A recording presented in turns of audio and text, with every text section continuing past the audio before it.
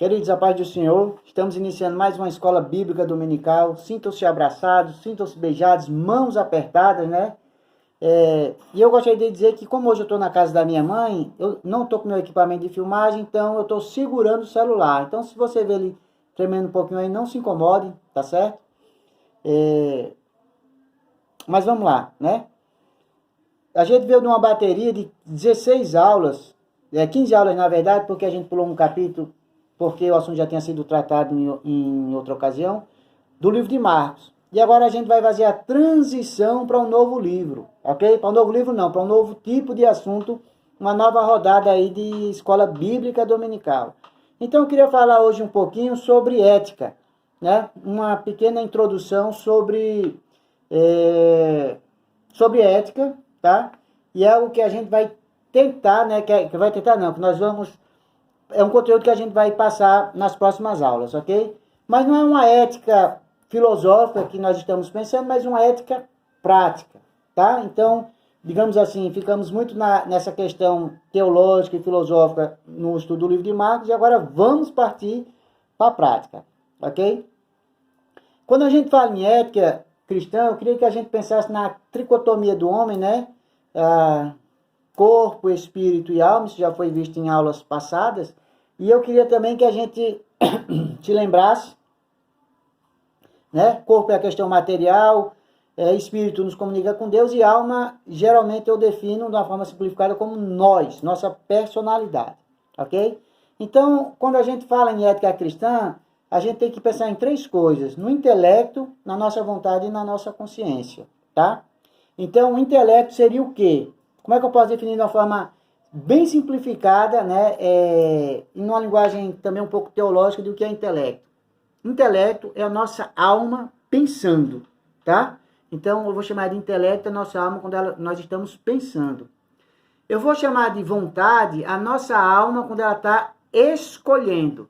Então, quando a gente vai pensar numa decisão, o que é que nós vamos fazer, né? Exercer a nossa vontade, porque nós somos seres morais, né? Nós somos donos da nossa vontade. Deus não castrou da gente, nos deu o livre-arbítrio para as nossas escolhas, essa questão das nossas escolhas morais. Então, quando a gente fala em vontade, eu estou falando da minha alma escolhendo, tá? E quando eu falo em consciência, eu estou falando da minha alma julgando, né? Quando nós julgamos as nossas próprias ações. Porque, ora, eu escolho às vezes fazer uma coisa errada, mas eu também me julgo com isso, né? Olha, isso aqui que eu fiz está errado. Eu cometi um erro aqui. Então, o que é isso? É a nossa alma julgando as nossas próprias ações. A consciência, eu estou aqui definindo de uma questão assim mais simplificada, né? Que a consciência é a nossa alma nos julgando, ok? Ainda falando um pouquinho em consciência, porque tem muito a ver com ética, né? Ética, a gente pode dizer assim que é o nosso comportamento. A gente vai se aprofundar mais nisso futuramente, nas próximas aulas, mas a gente pode dizer assim, é o nosso comportamento, né? A nossa forma de pensar, aquilo que é ético para um não é ético para outro, né? Isso vem muito da nossa consciência, de onde nós bebemos, né? Da origem do nosso pensamento, daquilo que nós acreditamos, né? O William Cubertson, ele falou uma coisa interessante num livro dele, ele diz assim: o que o homem acredita a respeito da sua origem tem muito a ver com o modo que ele vive, né? Então, por exemplo, se nós acreditamos em Deus, né? Se nós acreditamos na nossa origem como cristã, que nós somos feitos em santidade, então isso vai ter que refletir no nosso pensamento e no nosso modo de se comportar.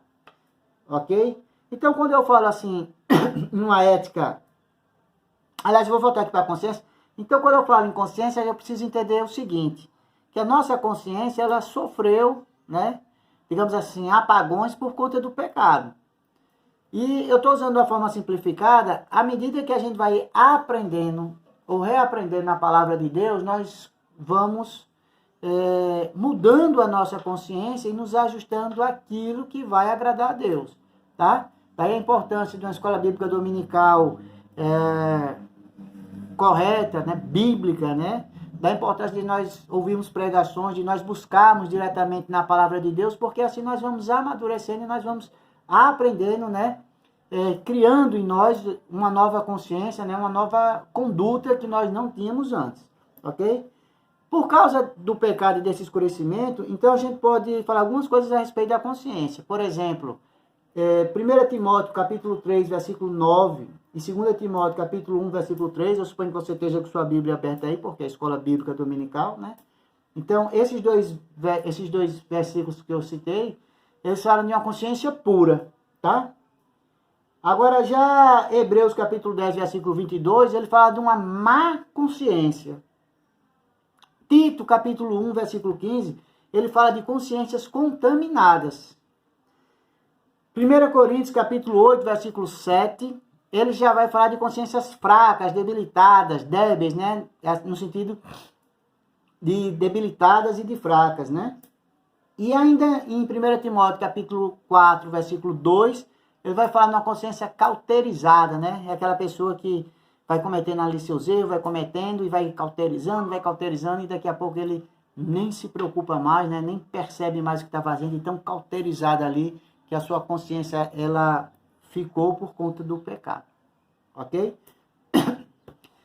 Essa consciência da gente, ela tem uma relação direta com a nossa ética prática, não é isso? Por quê? Ora, se minha consciência ela é má, se ela é contaminada, se ela é débil, se ela está cauterizada, claro que eu não vou ter uma ética cristã exemplar, não é? Mas, como eu falei, a Bíblia também fala em uma consciência pura, né? Que nós vamos tendo ela à medida que nós vamos limpando a nossa consciência, né? Tirando ali valores que não eram cristãos, que não eram valores bíblicos, e colocando no lugar valores realmente que agradam a Deus, ok? Isso aí é muito importante que a gente tenha realmente essa noção, tá? Então, o que é que eu posso falar, então, a respeito disso, né?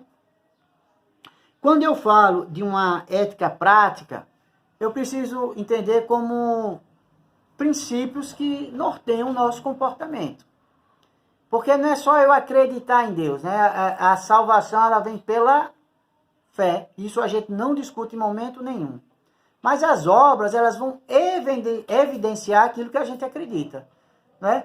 Eu não posso dizer, por exemplo, que eu acredito num Deus de santidade e ao mesmo tempo ter um comportamento totalmente antagônico, né? Totalmente fora ali da santidade, né? Totalmente fora de um comportamento que vai aqui agradar o nosso Deus, ok? Então, a nossa ética prática, ela tem muito a ver com a nossa consciência, né? E com aquilo que nós acreditamos, tá? Quando a gente vai falar ainda em ética prática, né? Eu vou fazer agora uma ponte a Gálatas, capítulo 5, versículo 22, e eu queria que eles se lembrassem o seguinte: nas nossas aulas a gente falava uma coisa interessante, quando eu falava do fruto do Espírito Santo, né? Do fruto do Espírito Santo, e nós dividimos em três, para a questão didática, porque o fruto é um só, mas nós dividimos em três partes, né? Primeira parte do fruto do Espírito Santo que nós dividimos era que nós dizíamos que são características, né, do fruto do Espírito Santo que fazem parte do nosso relacionamento com Deus. Por exemplo, o amor, a alegria e a paz, tá?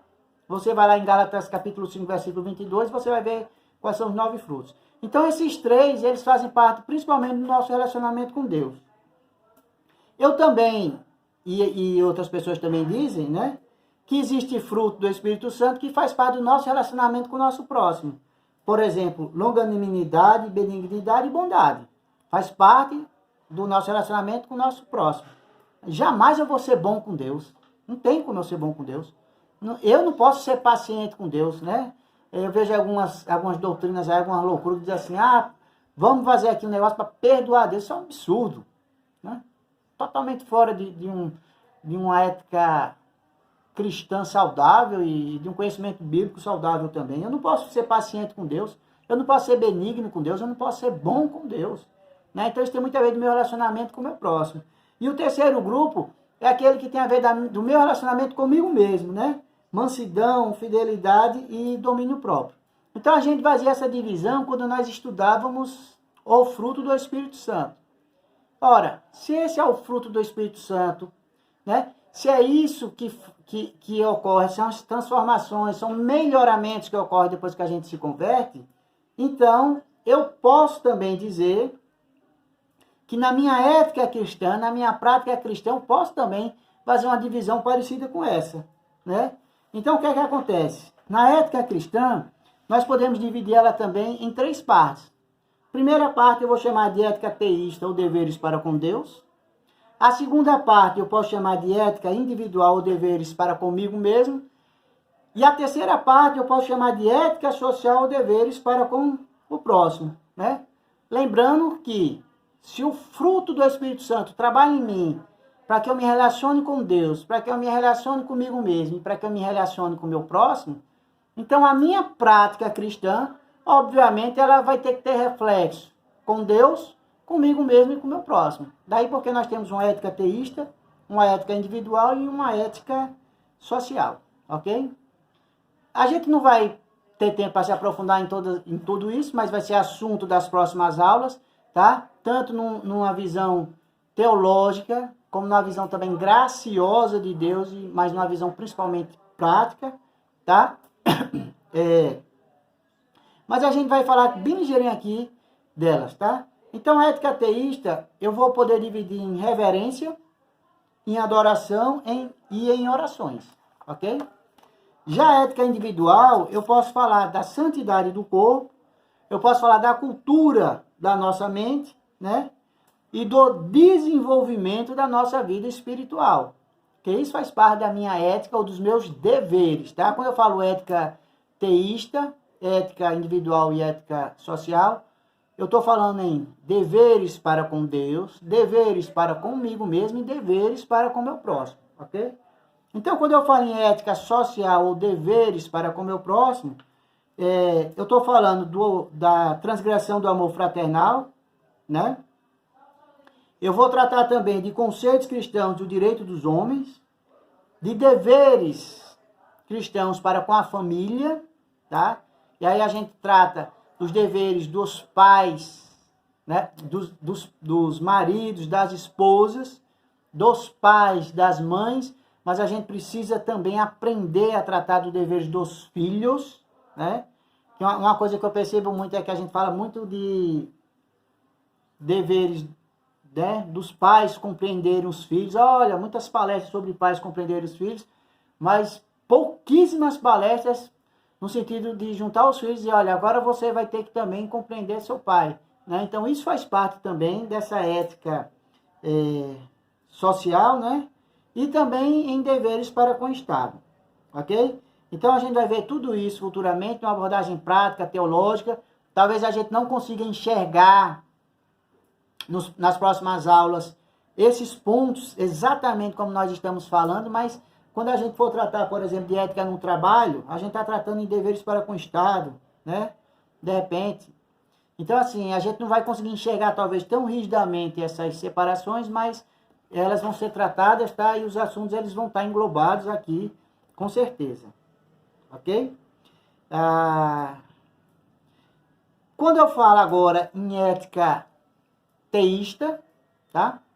Em ética para com Deus, na verdade, quando eu falo nas 3 éticas, elas vão estar alicerçadas, suportadas em um banquinho que vai ter 3 pernas, tá? Essas 3 perninhas que eu vou falar agora, ela é a base da nossa ética cristã, tá? São pernas e são exemplos que, assim, se nós não tivermos esses exemplos, nós não vamos conseguir, né? Se nós tivermos falhas aqui, nós não vamos conseguir, digamos assim, uma boa ética cristã, uma boa prática cristã, ok? Então, que virtudes são essas? Que 3 virtudes são essas? Que tripé é esse? Primeiro, as 3 que eu vou falar logo o nome das 3, tá? Eu estou falando de fé, de esperança e de caridade, tá? Nós temos que ter esse tripé, tá? Essas 3 virtudes, para que o nosso banco ele seja estável, né? E a nossa prática cristã, ela seja saudável. A nossa ética cristã, ela seja saudável. Então, fé, esperança e caridade, tá? E alguns teólogos, eu concordo com eles, dizem que essas 3 virtudes, elas nos unem a Deus, né? Mas como assim nos unem a Deus? Por exemplo, eu me uno com Deus, né? Como verdade, Deus como verdade, através da fé, né? Porque a fé traz para mim que o meu Deus é verdadeiro, né? Meu Jesus é verdadeiro, não é isso? Jesus diz que eu sou a verdade, né? Jesus fala muito em verdade, não é isso? E como é que essa verdade se materializa de forma prática? Através da minha fé. Eu também me uno com Deus, né? Como fiel, como Deus que vai cumprir as promessas através da minha esperança, não é isso? Porque não é só acreditar em Deus, mas eu preciso ter esperança nas promessas de Deus, não é assim? E eu também me uno com Deus como bem supremo, né? O bem maior do universo. Não existe bem maior, não existe outro bem que não emane dele, que não venha dele, né? Que não possa ser que não possa ser objeto de nós queremos imitar o bem supremo, né? Nunca a gente vai atingir isso, mas que é a nossa referência máxima de bondade, né? Eu me uno com Deus através do amor, né? Do amor de Deus por nós, né? A caridade, né? Eu estou falando amor, né? Mas é um amor, não é um amor erótico, né? Mas é um amor que a gente sente pelas pessoas, pelos seres humanos, né? Uma vez eu vi uma frase muito interessante, acho que foi de John Wesley, né? Que atrás de cada ser humano tem a semelhança de Deus. Daí porque a gente tem que amar bem os seres humanos, ok? Vou falando agora um pouquinho de cada uma dessas 3 virtudes, tá? Quando eu falo em fé, eu estou falando em repousar conscientemente no mérito de Jesus, ok? Não é uma fé, como as pessoas costumam dizer assim, né? Primeiro tem uma coisa que eu não gosto, tá? É quando alguém me diz assim, por que você não experimenta Jesus? Jesus é um ser humano, não. Jesus é uma pessoa, tá? Não é uma lata de doce que você chama a pessoa para experimentar, né? Eu gosto quando diz assim, porque você não quer conhecer Jesus. Jesus a gente apresenta para as pessoas. A gente não oferta para que as pessoas experimentem Jesus, né? A gente apresenta Jesus, né? E a gente apresenta, digamos assim, um currículo de Jesus através da palavra de Deus. A gente apresenta o objetivo máximo de Jesus com relação à humanidade, que é o plano de salvação, tá? Mas ele não vai dizer, por que você não experimenta? Ninguém experimenta, né? Jesus a gente conhece, porque ele é uma pessoa, ok? E a gente tem que repousar conscientemente, ou seja, a gente tem que saber exatamente por que é que eu estou depositando a minha fé em Jesus, tá? Quando é que eu tenho que assinar um sinalzinho de alerta aqui? Quando é que eu estou pecando contra a minha fé, então? Né? Quando eu tenho infidelidade, eu estou sendo infiel a Deus, tá? Infidelidade é ser desleal para com Deus, tá? Quando eu estou praticando heresia, e aí eu tenho responsabilidade de ir na palavra de Deus para saber se o conteúdo que está sendo dado, se a aula que é dada na escola dominical, ela é realmente bíblica, tá? A gente não pode ficar de braços cruzados e depois dizer assim, eu aprendi assim, sem nunca ter se esforçado, levantado um dedo, ido no texto da palavra de Deus. Por isso que eu gosto, mesmo à distância, eu gosto de dizer assim, né? Abra aí a sua Bíblia, espero que você esteja com sua Bíblia aí nas mãos, porque é uma escola bíblica dominical. Quem assiste às aulas, às nossas aulas, sabe muito bem disso, quando é presencial, né? Que a gente vai lá e pede para os alunos abrirem a Bíblia, né? Eu sempre faço isso para estimular mesmo a abrir a Bíblia, a ver que está lá na palavra de Deus, né? Peço para os alunos fazerem a leitura para mim, né? Em vez de eu fazer a leitura, né? Ali não é questão de preguiça não, mas é questão de estimular mesmo, né? Que as pessoas leiam a palavra de Deus. No começo ficava meio encabulado assim, mas depois agora, às vezes eu perguntava, já 3 pessoas queriam ler o texto, aí a gente já tinha que ordenar, e isso aí é uma bênção, tá? Então, cuidado com a heresia, tá? Heresia é ser desleal com a verdade, é um pecado contra a fé, tá? E o último pecado contra a fé que eu posso apontar é a apostasia, né? Quando nós somos desleal à nossa crença, né? Ou que é, na verdade, abandono total da fé, ok? Isso é um pecado também contra a fé, quando nós abandonamos aí essa fé, ok? Quando eu falo em esperança, é a crença na palavra de Deus para eventos futuros, né? É a crença nas promessas de Deus. Por que eu estou dizendo para eventos futuros?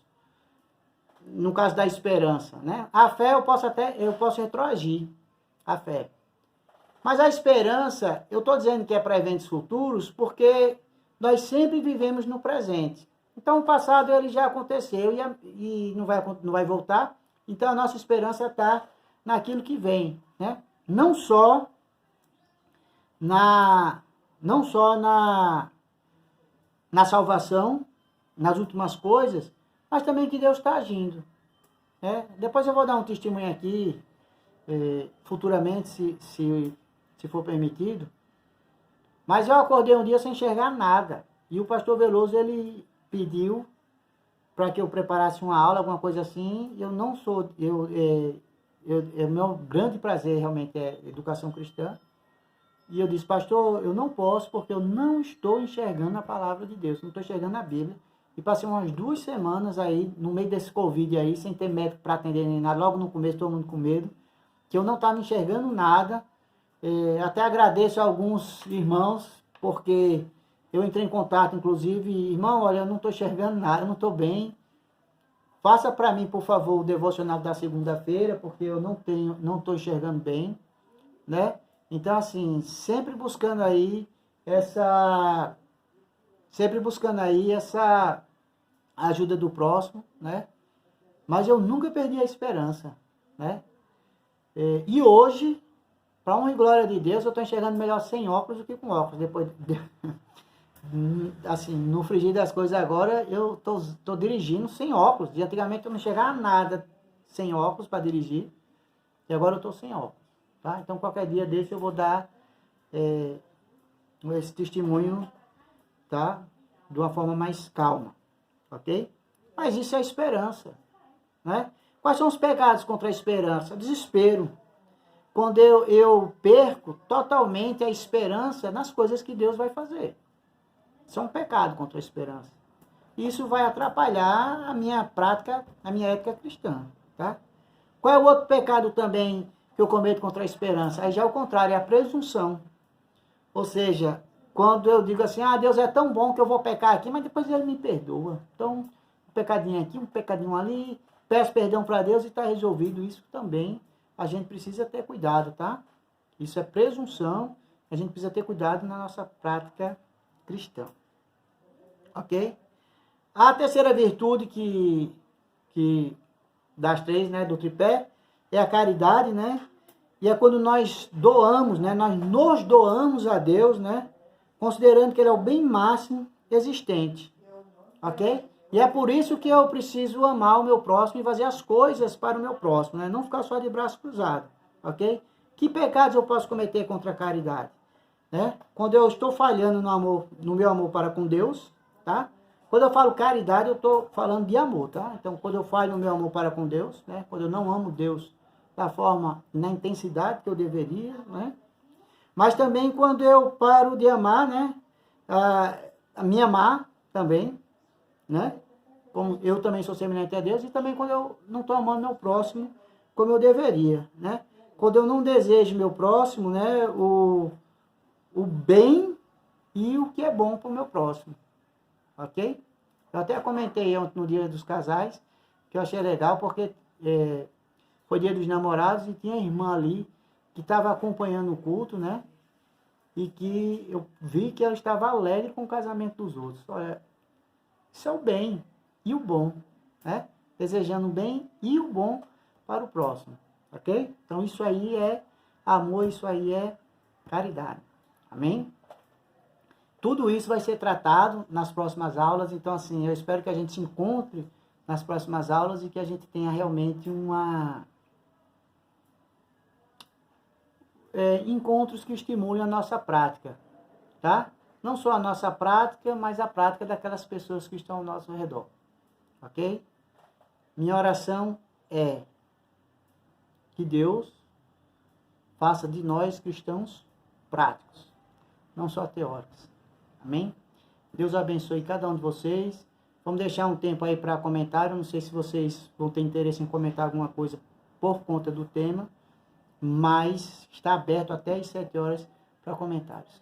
Fiquem na paz do Senhor e que a graça de Deus, né, conduza a nossa vida para uma vida cristã prática. Amém.